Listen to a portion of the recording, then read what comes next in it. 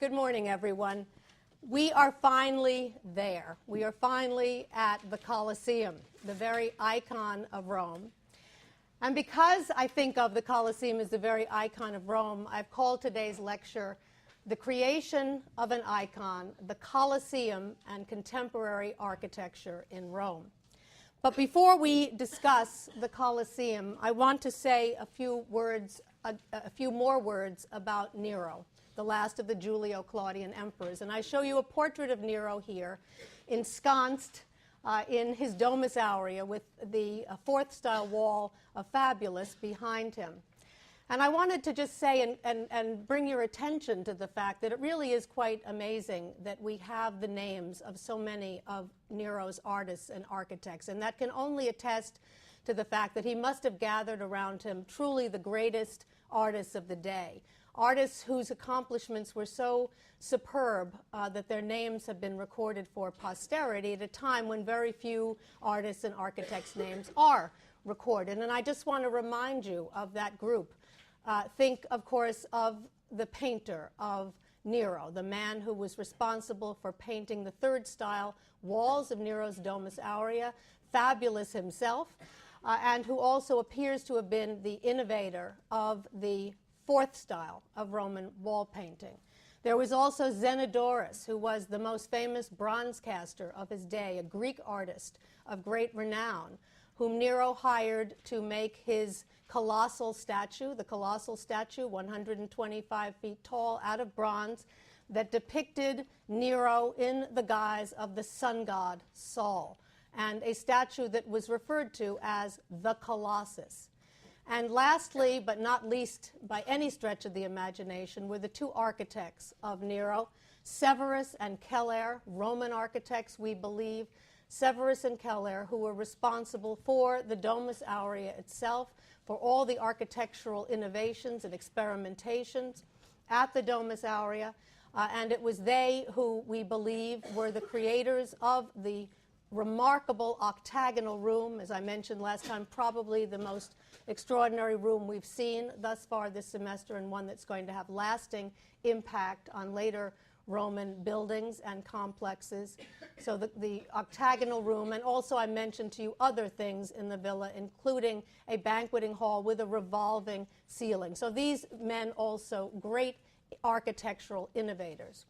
So when Nero is forced to commit suicide in 68, we have to ask ourselves, what happened to those artists? What happened to those innovations after Nero was discredited? And I mentioned also last time that when Nero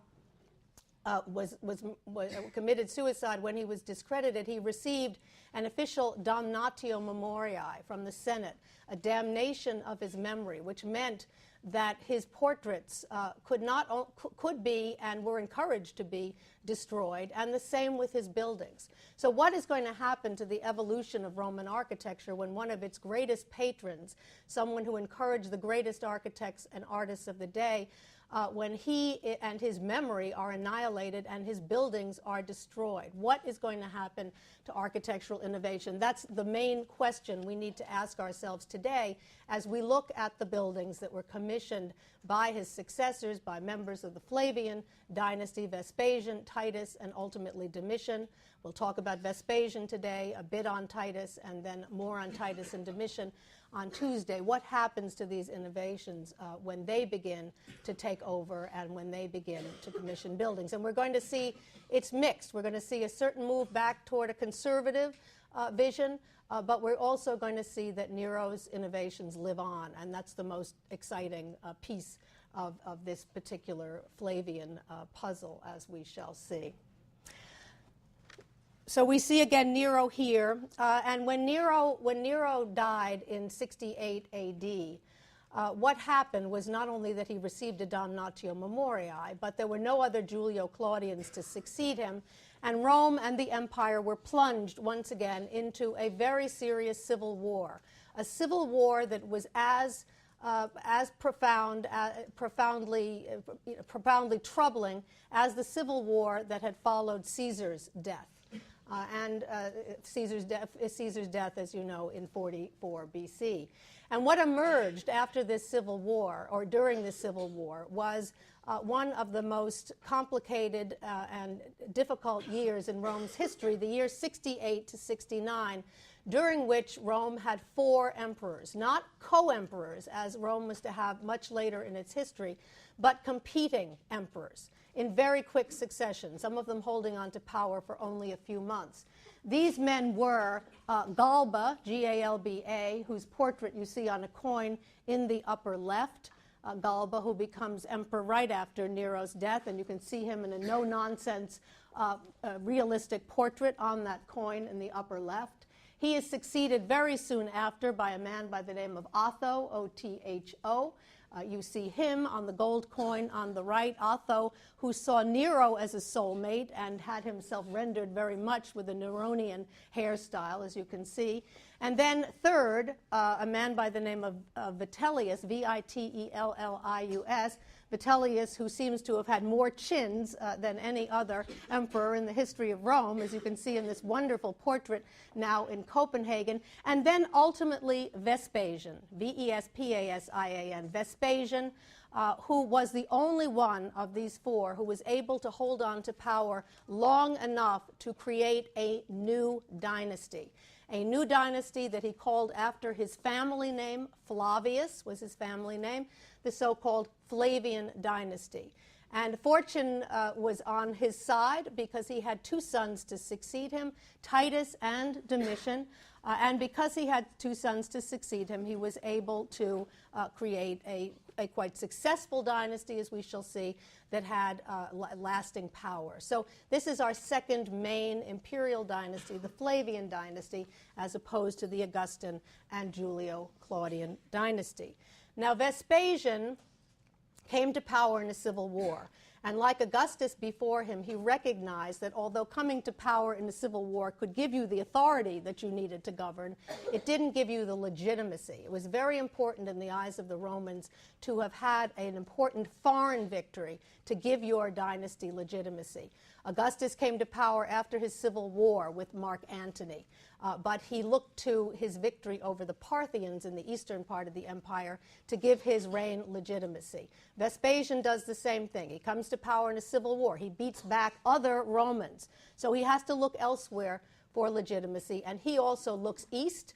He looks specifically to Judea, and he sends his son Titus in, to do war against Jerusalem, and Titus was victorious in the early 70s AD in this very important Jewish war that I'll have more to say about later today, and also especially on Tuesday. So Vespasian also with his son Titus, is a victor in a foreign war, and that becomes the basis of their right to rule, and we'll see references to those Jewish wars in their art, even in our conversation today. I also want to say, with regard to Vespasian, not only was he a great military strategist, but he also seems to have been an extremely shrewd politician, someone who recognized that you could use architecture in the service of ideology. And that's, in fact, what we're going to see him doing today. And he starts this from the very beginning of his reign. I go back here, too, and we'll look at it a number of times today. It really is going to loom large in today's discussion, the site plan of Nero's Domus Aurea that we looked at last time. And you'll remember the location of the Golden House of Nero up on the Esquiline Hill, the only part of it that still survives, the so-called Esquiline Wing, which you can see there. And here, the great artificial lake, the Colossus by Zenodorus, located over there. And you can see the way those are deployed in that 300 to 350 acres of area that Nero had his architects build up. Vespasian, as he thinks about how to move forward with architecture and to begin to commission buildings, the first thing that strikes him very wisely is he does not want to associate himself with Nero. In fact, he wants to disassociate himself with Nero, who has now been damned. But he looks back at the Julio-Claudians and he recognizes that there is some merit in linking himself with them, and quite specifically with Claudius, who was the best, in addition to Augustus, was the best of the more recent lot. And Claudius was made into a god at his death. So he looks to Claudius, and he notices the fact that there is a temple of Claudius that was begun on this very property by Claudius's wife, his last wife, Agrippina the Younger, the woman with the poisoned mushrooms, Agrippina the Younger, who also, you'll recall, was the mother of Nero. And Agrippina the Younger had begun, after Claudius's death and divinization, a temple in honor of Claudius.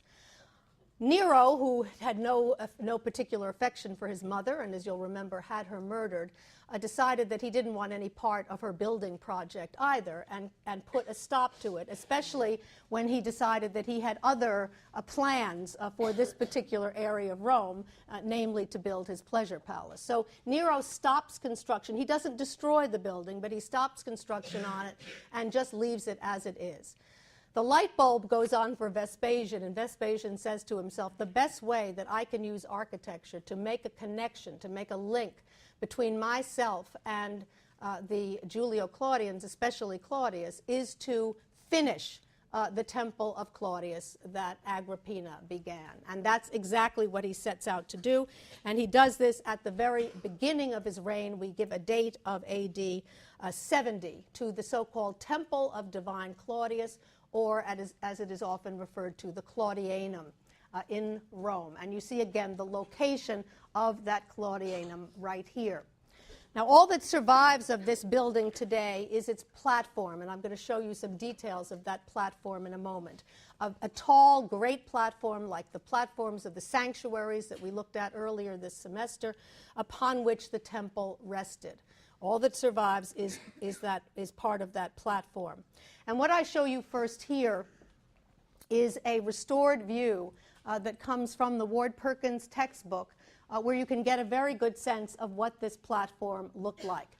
It was a two-storied platform, as I think you can see very well. It had barrel-vaulted chambers. It was made out of concrete, barrel-vaulted chambers made out of concrete. And then on the front, there were doorways at the bottom and windows on the second tier. And the facing for the concrete was travertine, cut stone travertine, which should immediately ring a bell because you'll remember that it was cut stone travertine that was also used for Claudius's harbor at Portus and also for the Porta Maggiore in Rome. And you'll remember also the intriguing combination of rusticated masonry and smoothed masonry for those two Claudian buildings. The same is true here. So when Agrippina made a decision to put up a building honoring her husband after his death, a temple that would be to him as a divus, she turns back to the style that he himself seems to have favored, this combination of rusticated and finished masonry to use for that building. And I think this underscores the point that I made last time. This choice of style, of this rusticated masonry style, is not something that happened by happenstance. It is likely because of Claudius's own predilection as a patron, so that when Agrippina decided how it would be best to honor him architecturally, she wanted to honor him in the style that he himself liked. So she uses, again, this combination of rusticated and finished masonry. I can show you again some preserved sections of the podium of the Temple of Divine Claudius that will make this even clearer. Before I do, and you see it on the right-hand side of the screen, just to remind you at the left of some of the great podia that we looked at earlier this semester. And since the exam is coming up, there's no time like the present to see if you know your stuff. Can anyone identify this podium here on the left-hand side of the screen? Wendy? Is that the Sanctuary of Jupiter and Excerpt? excellent. The Sanctuary of Jupiter Anxur at Terracina, that's the podium. And you'll remember what was characteristic of it is that it was made out of concrete. It was faced with opus intertum. It had travertine at the corners and over the arches, and it had lateral arches as well as others to allow the free flow of space. So this idea of these great concrete podiums that served as the base for sanctuaries, it's the same idea here. We see, again, a podium that also has arches, as you can see, and then on the front of those arches, in this case, great pilasters. And if you look at those pilasters very carefully, and again, it's done out of travertine in this case, when you look at those very carefully, you see something very interesting here that makes these slightly different from the other two that we saw. Because you can see that the capital is finished. You can see the upper part of the pilaster, and then if you look and then below that, of course, you see these rusticated blocks. But if you look at the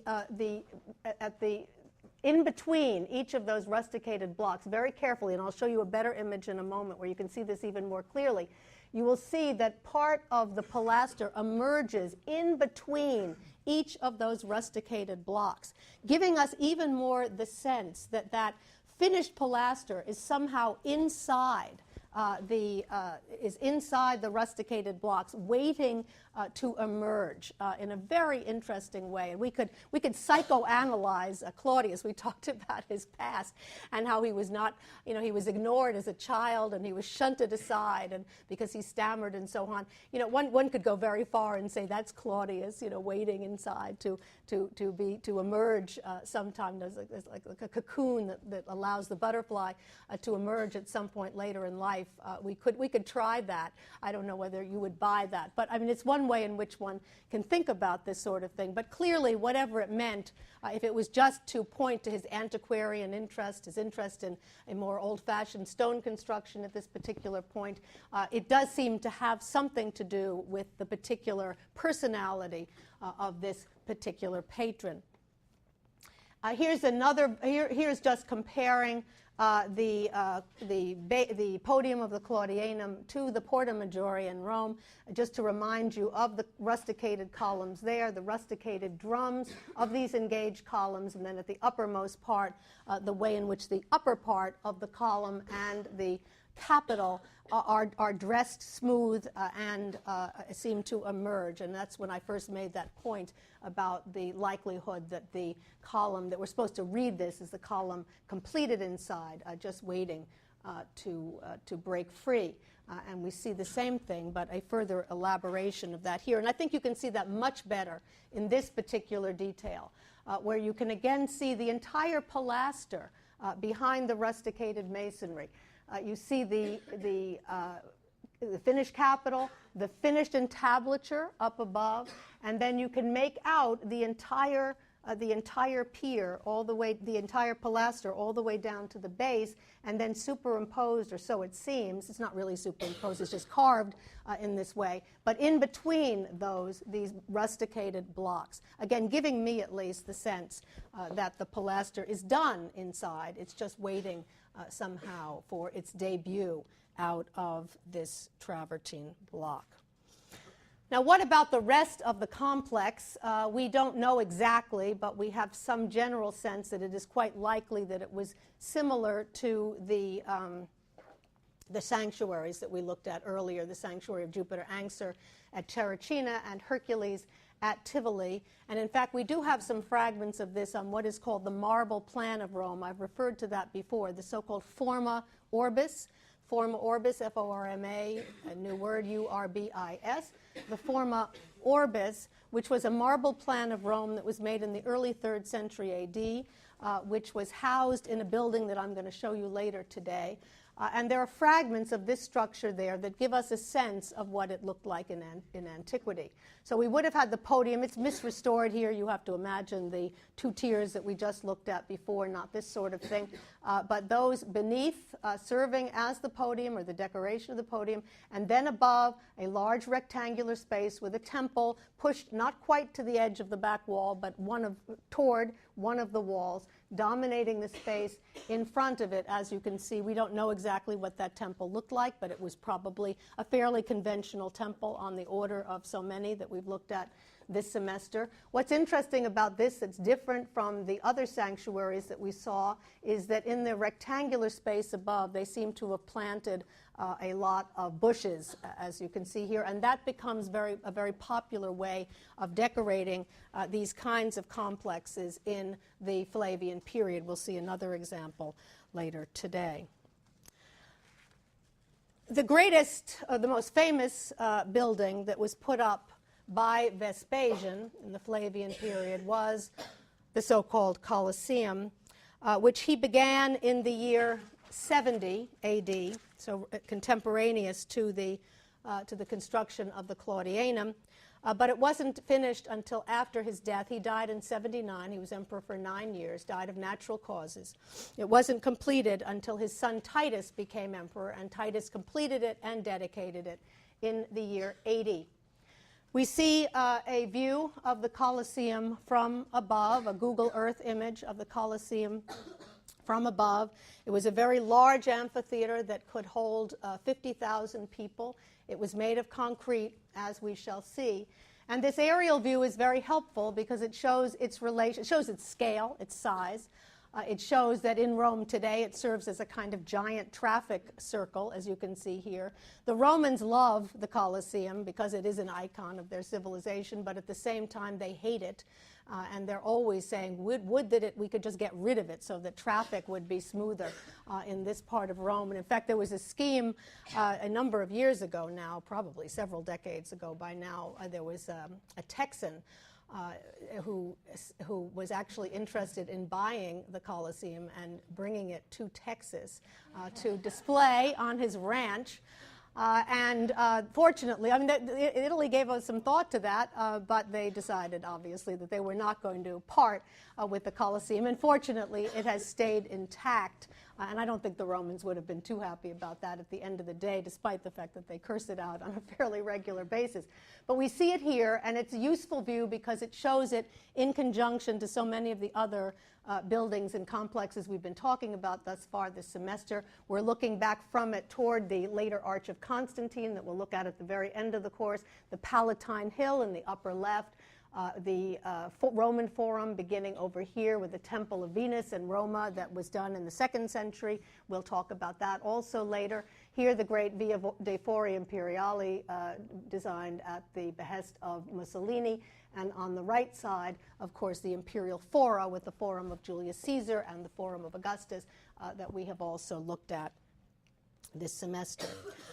So here you see it here, and then I'm going to show you once again the site plan of Nero, because it's important to know, one of the most important things to know about this monument is where it was sited.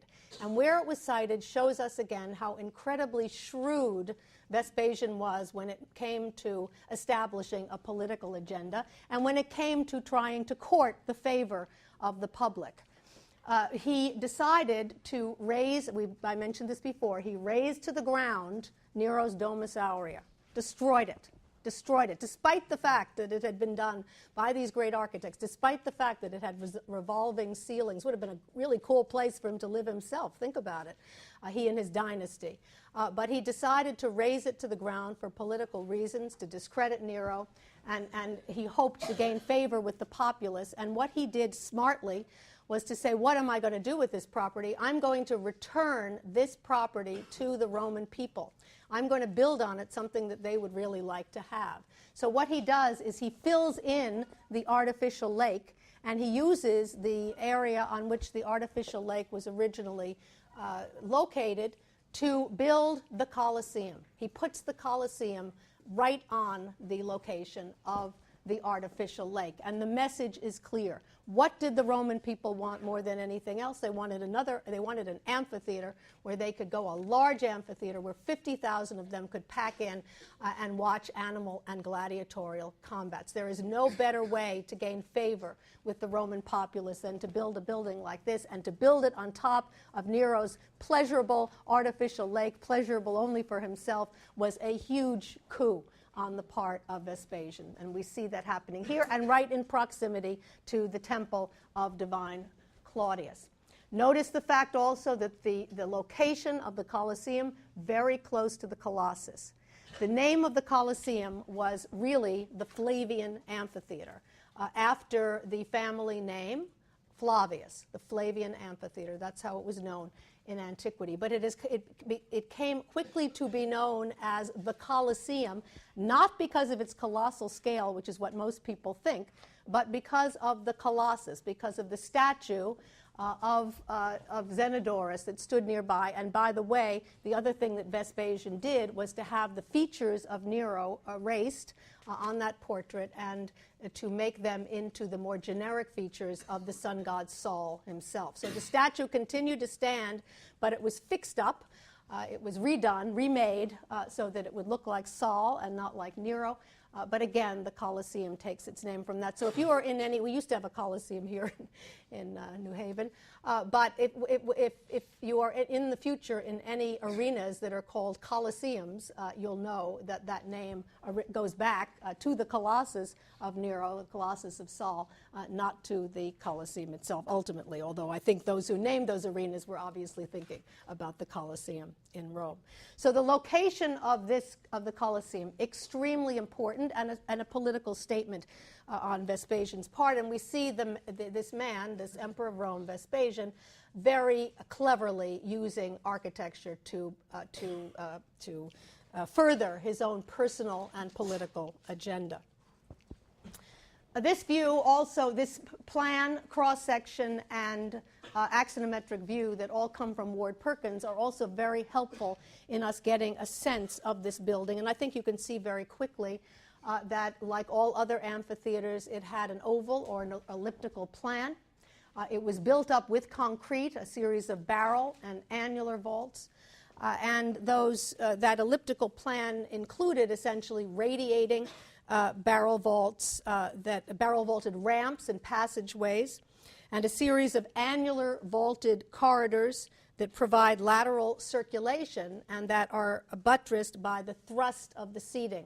So it's a scheme that we know already from the amphitheater at Pompeii. We know it also particularly well from the Theater of Marcellus in Rome. And Theater of Marcellus in Rome was just down the street practically. I'll show you an aerial view later to show you its proximity to the Colosseum. It's not right next to it, but it's within striking distance.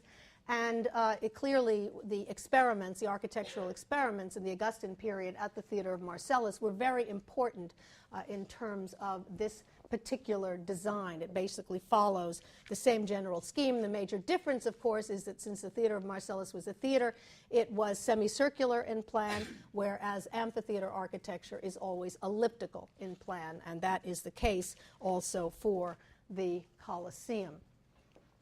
If we look at I mentioned that there are annular vaulted corridors. We're looking at the corridor on the first floor of the Colosseum.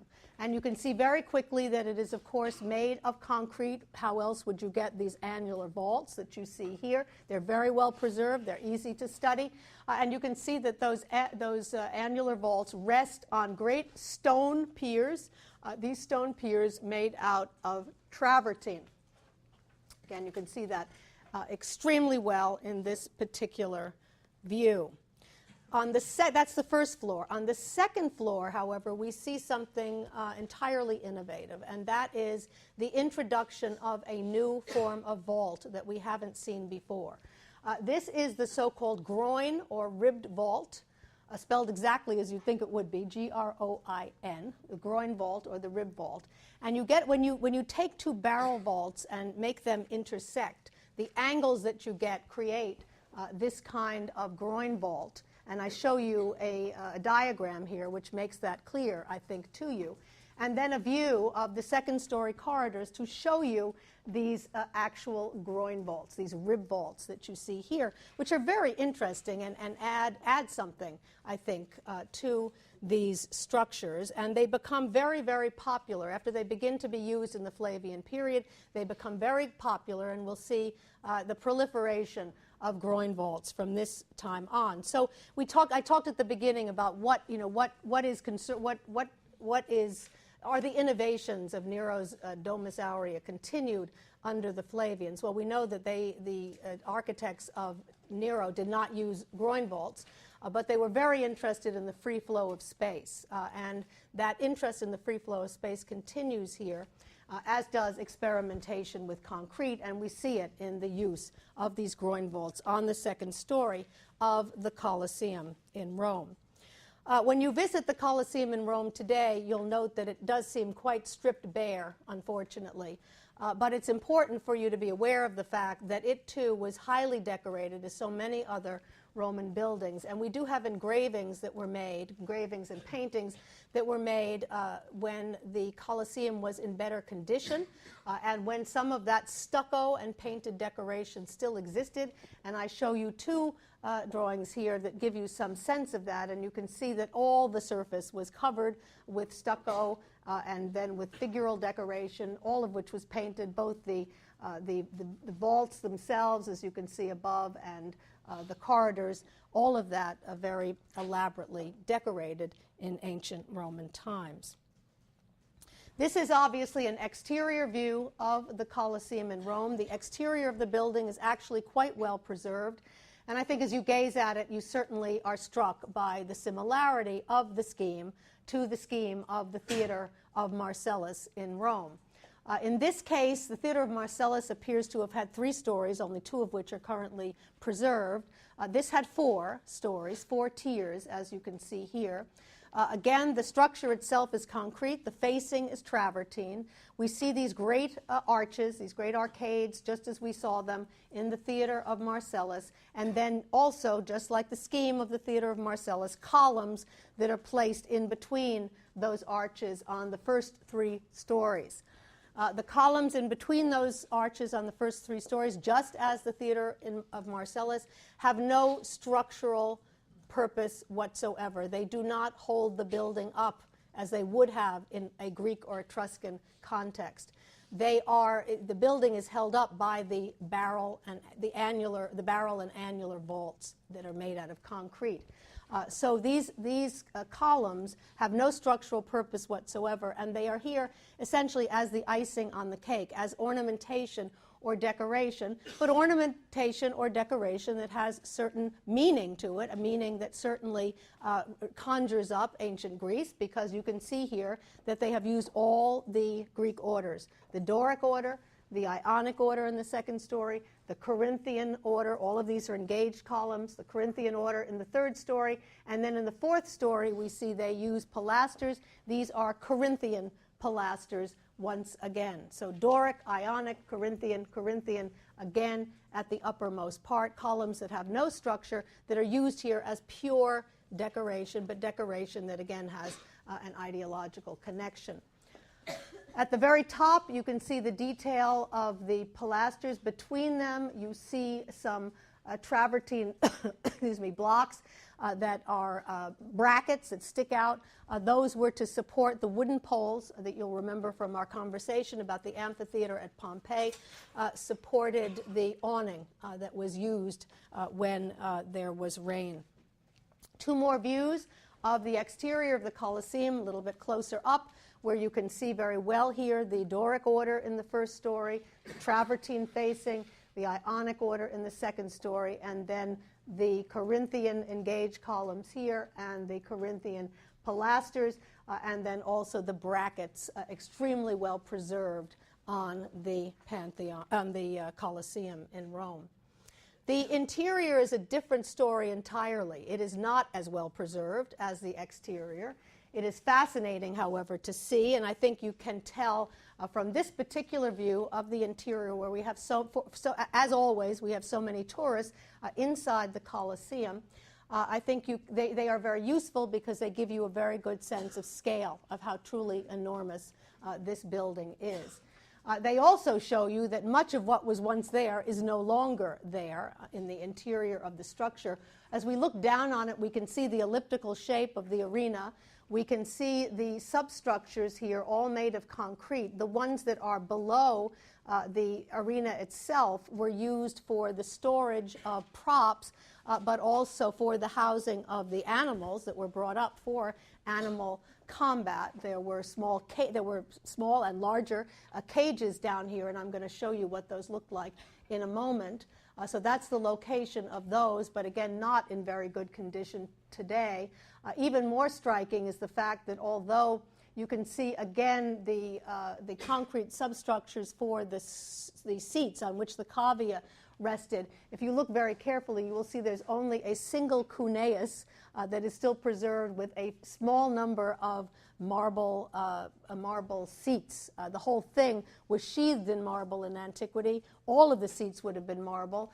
Only that small section is preserved, and I can show you another view where we see the same. Here we're looking at that one cuneus over here with that one set of marble seats, the only marble seats that are still preserved in the Colosseum today. Why is that, you ask yourselves, and you might ask me. The reason for that is that the Colosseum was used as a marble quarry practically from the time, I mean, not too long after it was built, but certainly in the post-antique period it was used very significantly as a marble quarry. By whom?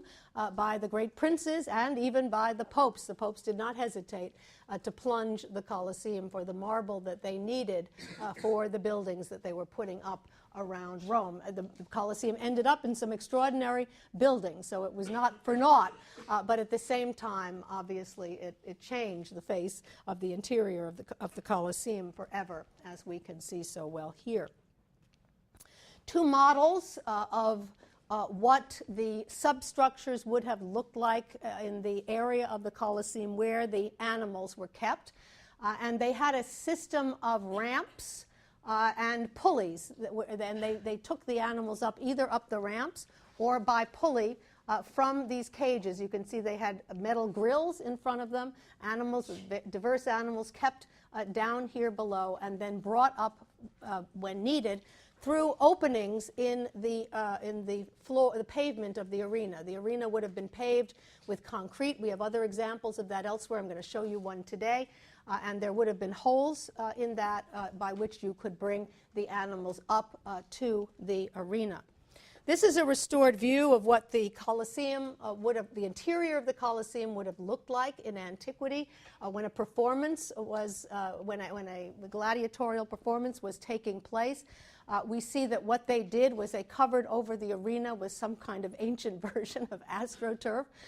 They put trees that probably, I don't know, real or fake trees, not sure which, props that took the shape of mountains, as you can see here, and then the gladiatorial the animal combat would take place against that backdrop.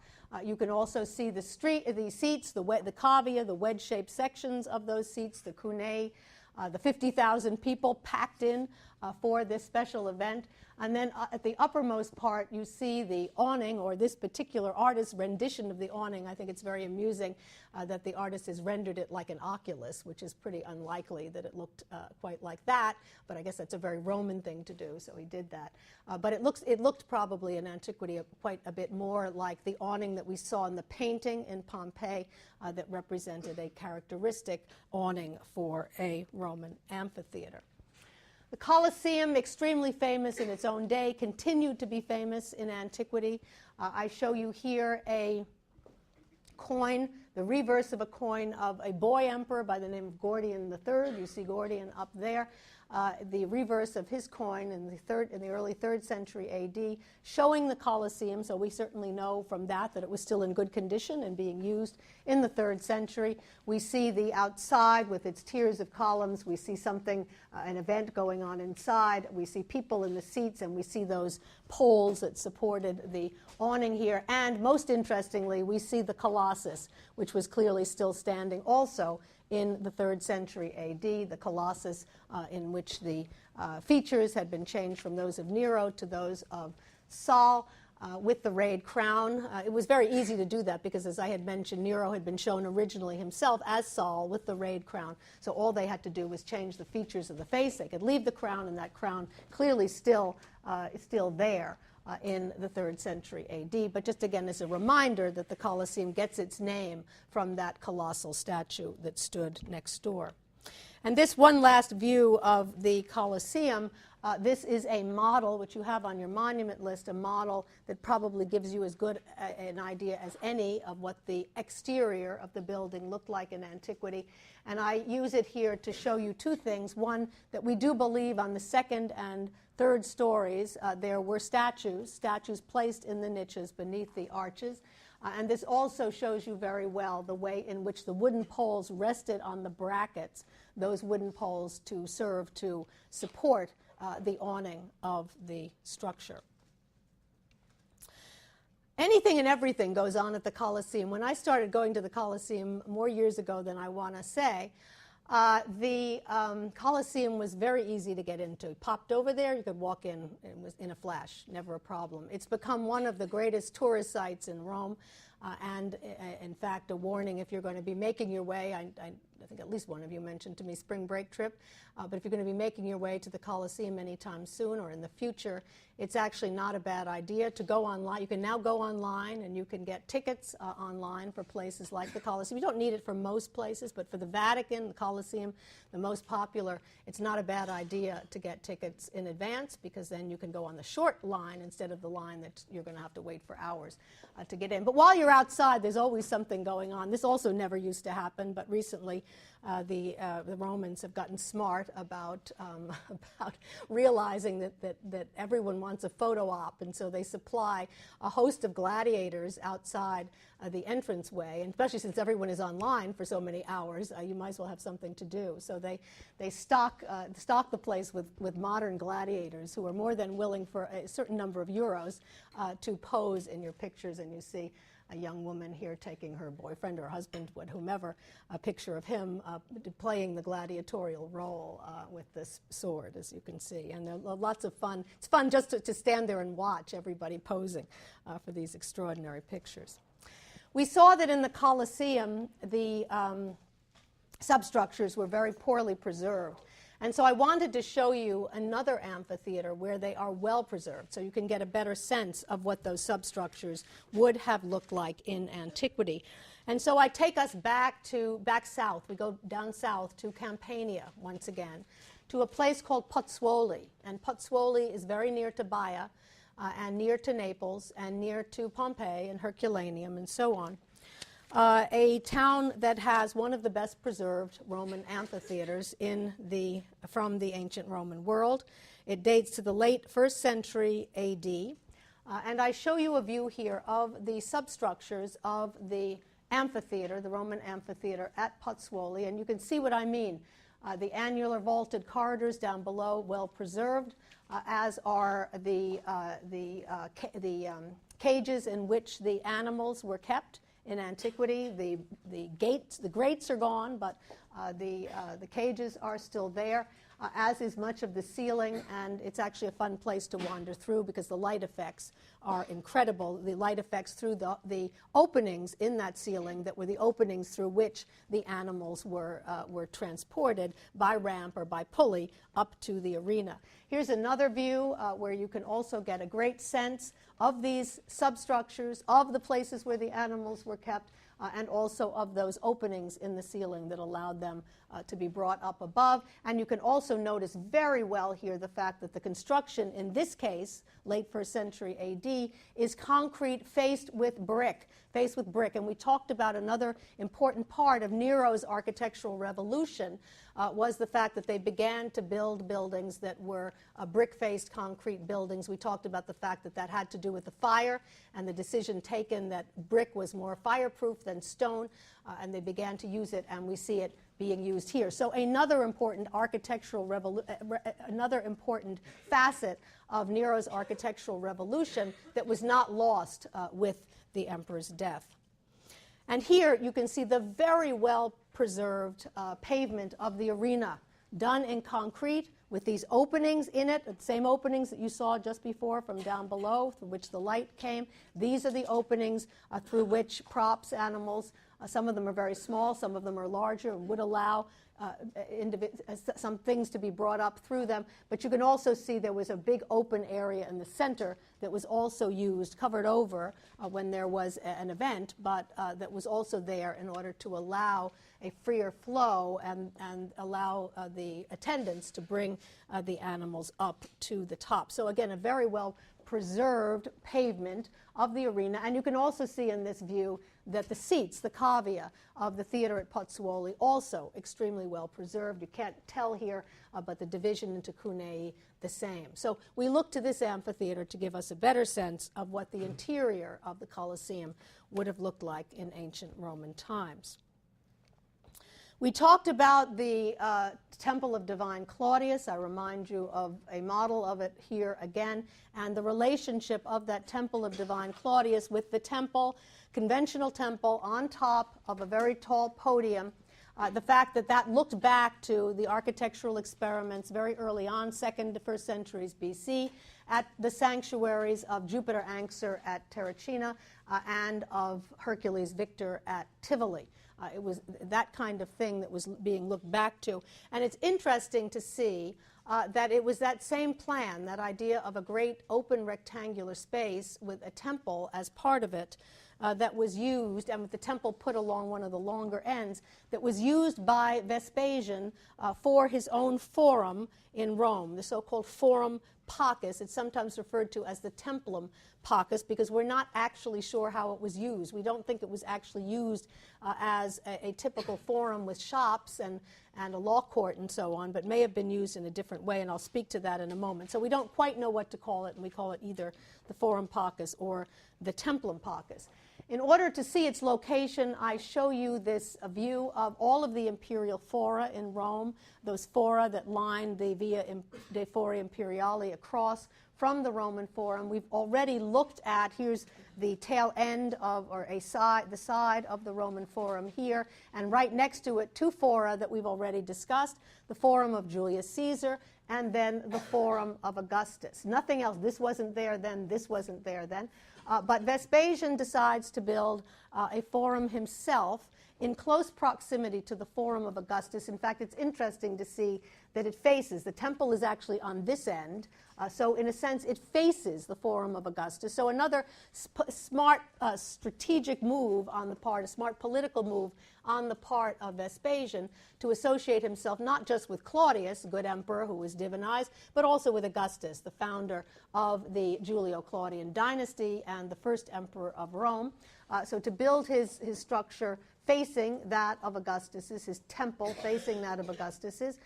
But you can see that he wants to outdo Augustus, so he makes his larger than Augustus's. This area here that's labeled as the Forum of Nerva wasn't a forum at all at this point. It was a street called the Argiletum, A-R-G-I-L-E-T-U-M.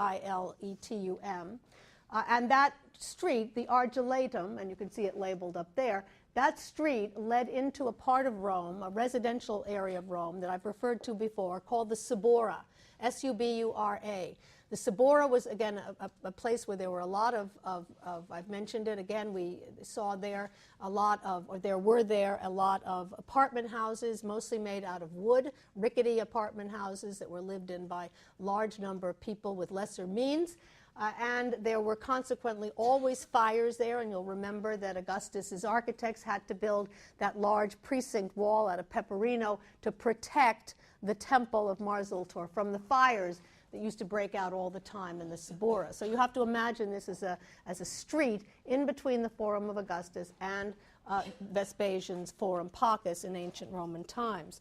Also interesting is again the plan, a rectangle with a temple on one end, dominating the space in front of it. You can see that there are columns all the way around. There are these alcoves that open off the center space, and you can see they're screened from that center space also by columns.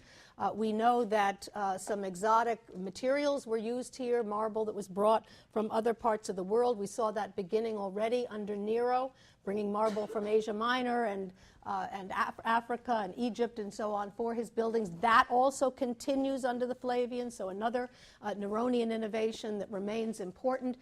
We see it here. We see red granite columns used for the colonnade.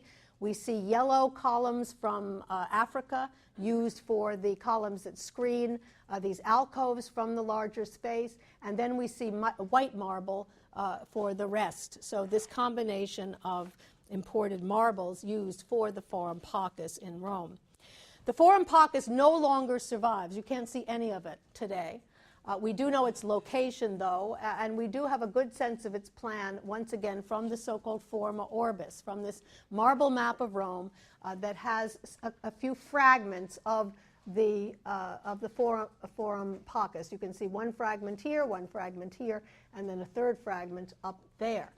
And those fragments are enough, when we look at those, study those, and compare those to other buildings to allow a very accurate reconstruction. It tells us the shape of the temple, and it shows us without any question, because one of the fragments includes lots of this, that this too, like the Claudianum in Rome, had bushes in as a kind of garden that decorated the center of the structure. So bringing the country, in a sense, into the city for these incredible complexes. This is a restored view, and you see it also on your monument list, of what the Forum Paucis would have looked like in antiquity. A quite severe facade, as it seems, with a number of entranceways.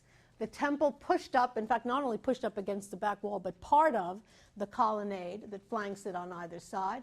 You can see the red granite columns. You can't see the yellow columns that would have been further in, screening the alcoves from the colonnade. You see an altar right in front of the temple. You see the bushes that were part of the plantings that made this look like a kind of garden complex in front of the temple. We don't actually know if it was used as a temple. We have no divinity that's been associated with it. We actually think it may have been used as a museum, and I'm going to say more about that in a moment. Here's another reconstruction. This one is from Ward Perkins.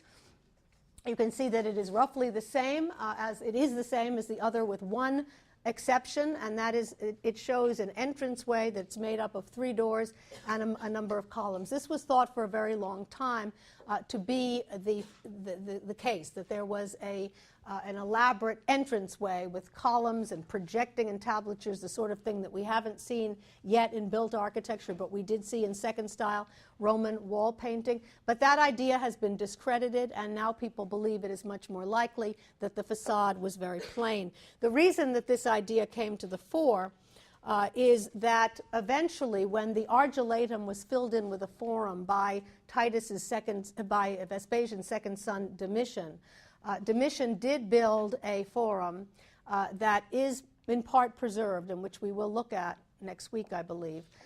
But that forum had on the walls a series of columns with projecting entablatures.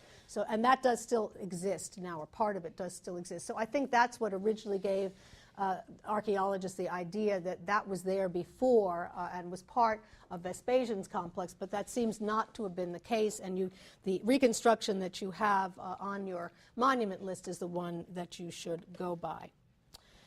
Let's get back to the whole point about the museum, whether this served as a kind of museum in the time of the Flavian emperors. I mentioned the great victory that Titus had over Jerusalem. A victory, at least from the Roman point of view, was great. Obviously, it was not great for Judea because the area was taken over by the Romans, and the famous Jewish temple was destroyed. And Titus also did not hesitate to ramble through with his men, with his soldiers, go through the temple and pick and choose what he wanted to bring back to Rome as spoils. He took the great 7-branched candelabrum from the temple. He took the Ark of the Covenant from the temple. He took a whole host of other items from the temple, and he brought them back to Rome as trophies. And we see this famous scene on the Arch of Titus, an arch that Domitian put up in honor of his brother, and we'll look at that on Tuesday. The Arch of Titus has a scene that depicts the Roman soldiers bringing the seven-branch candelabrum and a table with other objects on it from that temple back to Rome and parading with those through an arch. Those spoils, we know, were placed by Vespasian, by his father, with whom he shared a joint triumph because of this victory over Jerusalem. It was placed in the Forum Pacus once that was built. So it was in part a place where he could display the spoils of war because of the fact that the legitimacy that he gained through this conquest was so important to his dynasty, to the right of his dynasty to rule, and to the right of his sons to rule after him. So he wants to make that point clear, but again, he's very shrewd politically, and he also wants to make sure that the people have access to this. He wants to remind them when Nero was emperor of Rome, he had things in his villa that he would never have dreamed of sharing with you. You weren't able to come in and dine there and have petals and fragrances fall on you while you dined. You were not allowed into this space. But now you can come to the Colosseum and you can go to this museum. And while you're in the museum, you might as well look at these great spoils that I captured from Jerusalem that bring credit to me and legitimacy to my dynasty. He also took, what's also interesting and makes this more museum-like, is that he also took some of the statuary that Nero had stolen from Greece when he went there to compete in those Olympic Games and so on, that he had stolen from Greece and elsewhere, and put it up in his villa. He also put those in the museum and opened that collection also to the Roman people. And we even know some of the statues that were there, that were taken from Nero's Domus Aurea and put into this museum. One of them was a famous cow, a cow that had been done by the well-known Greek artist Myron, M-Y-R-O-N, the cow of Myron. And the second was an image, a sculpted image.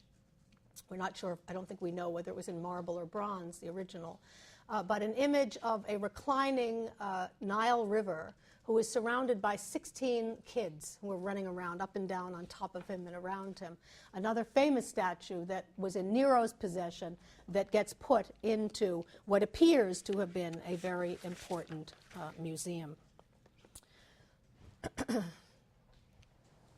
You see here an excellent Google Earth view, aerial view of part of the Roman Forum. The Colosseum, of course, is way over here. And we can see the central part, or part of the central part of the Forum. We're looking back toward the Victor Emmanuel Monument. We're looking back toward the Campidoglio, as redesigned by Michelangelo, the oval piazza. And in fact, here we can even see in the upper left the Theater of Marcellus. So you can see that the Theater of Marcellus was basically in a diagonal dialogue, in a sense, with the Colosseum that was located back over here. The reason that I show this view to you now is to point out also the tabularium, which we've already looked at, the archives that's on the back of the senatorial palace redesigned by Michelangelo. But right in front of it, there was a temple that was put up in honor of Vespasian at his death by his son Titus. And then when Titus died only a few years later, also of natural causes, his brother Domitian became emperor, and Domitian decided to rededicate the temple to both of them, to Vespasian and also to Titus. So it became the temple of the two Divi, because Titus was also divinized at his death. And there were statue bases that were found that stood in front of this temple with inscriptions indicating that they honored those two individuals and that they were depicted undoubtedly in statues in front of this temple. Only 3 columns of that temple still survive, some of the foundations as well, of course, and you can see it in the Roman Forum right near the Tabularium in Rome. If you look at it, you can see that these are Corinthian fluted capitals. It was probably a quite conventional temple, but you do see that there is a frieze that seems to represent a number of sacrificial implements, a a libation dish and a pitcher, and so on and so forth. A very large chunk of that frieze and entablature is still preserved today. It's not with the temple, but rather in the tabularium itself, and I show it to you here. An extremely well-preserved section of the decorative frieze of the Temple of Vespasian, the Temple of Divine Vespasian in Rome, which you see again dates to around 79 to 81 AD. And it's very instructive, not only in terms of the way in which Titus first and then his brother were thinking of honoring members of their family, but also in the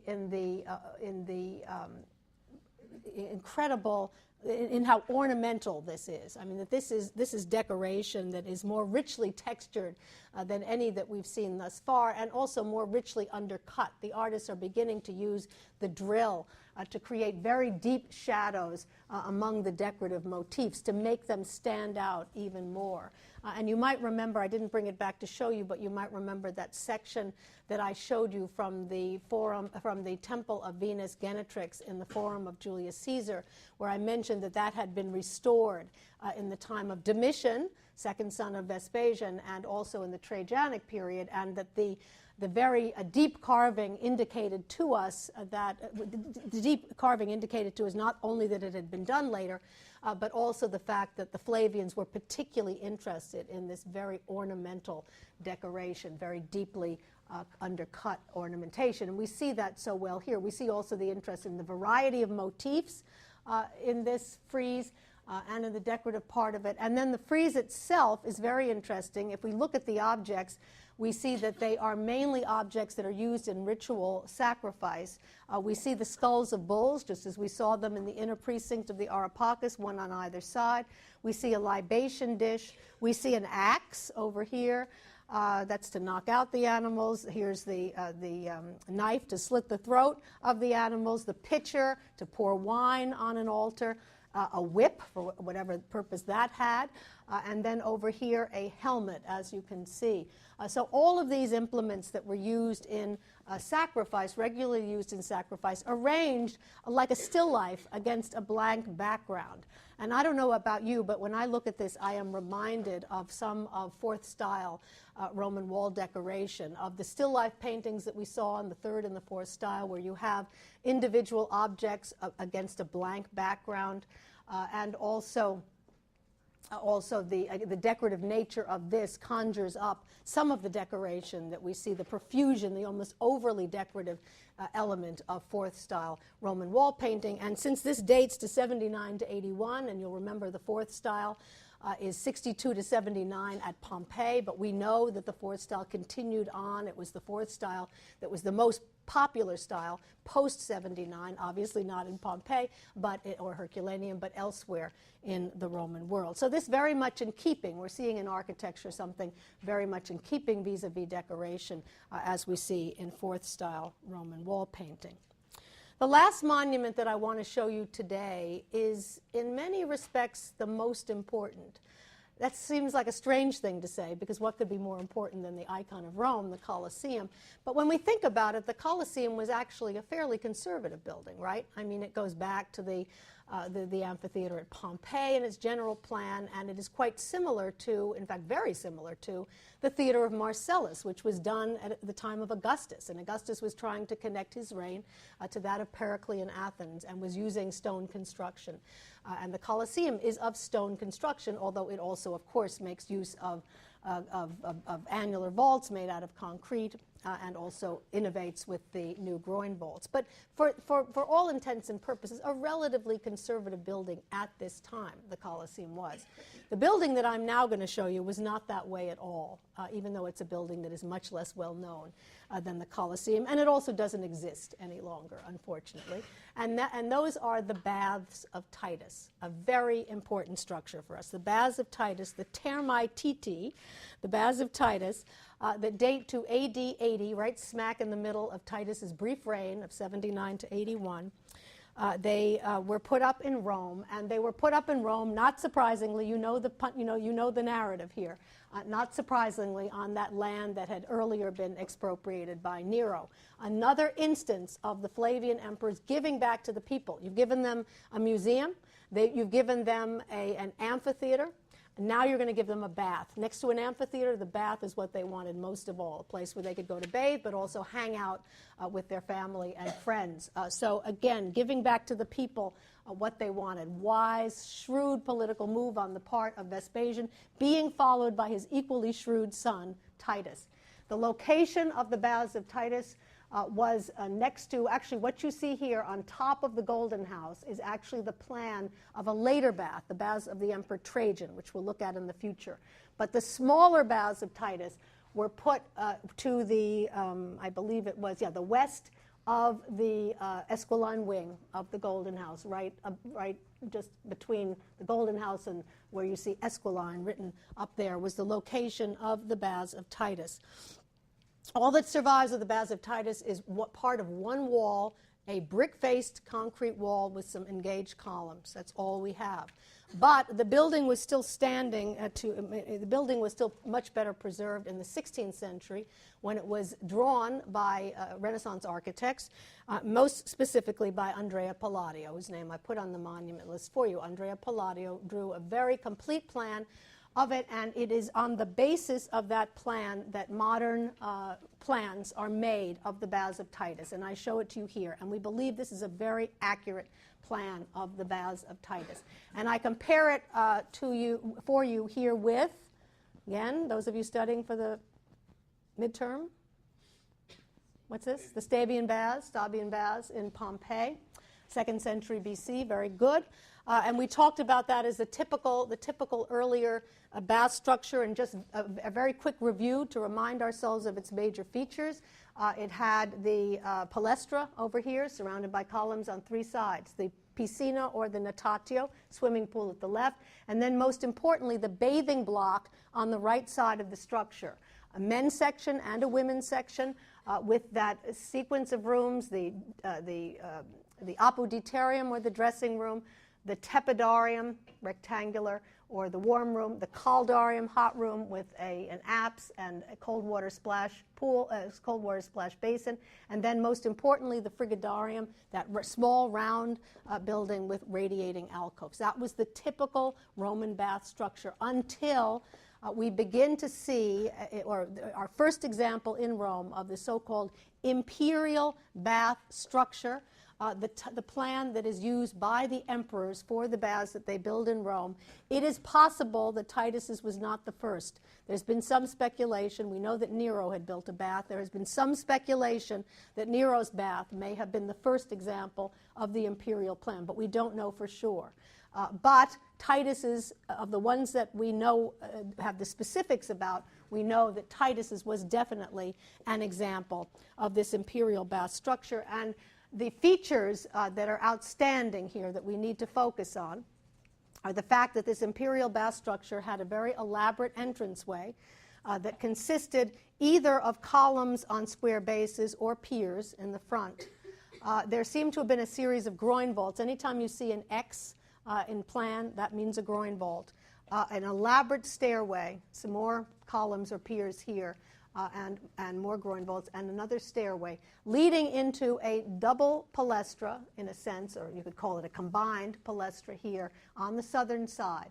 And then you can see the cistern on the outside of the precinct. You can see the cistern that fed water into this bath structure. It's roughly rectangular, as you can see, and unlike the Stabian Baths at Pompeii, where you have the bath complex on the right side, you can see that the rooms that are used for bathing are at the center of the plan, which makes sense from the Roman standpoint. You know, the Romans were very focused on axiality and symmetry, and that's exactly what they've done here. They've placed the bathing block in the center. They've lined the rooms up axially with one another. They've placed rooms on either side, symmetrical rooms. It's the same on the left as it is on the right.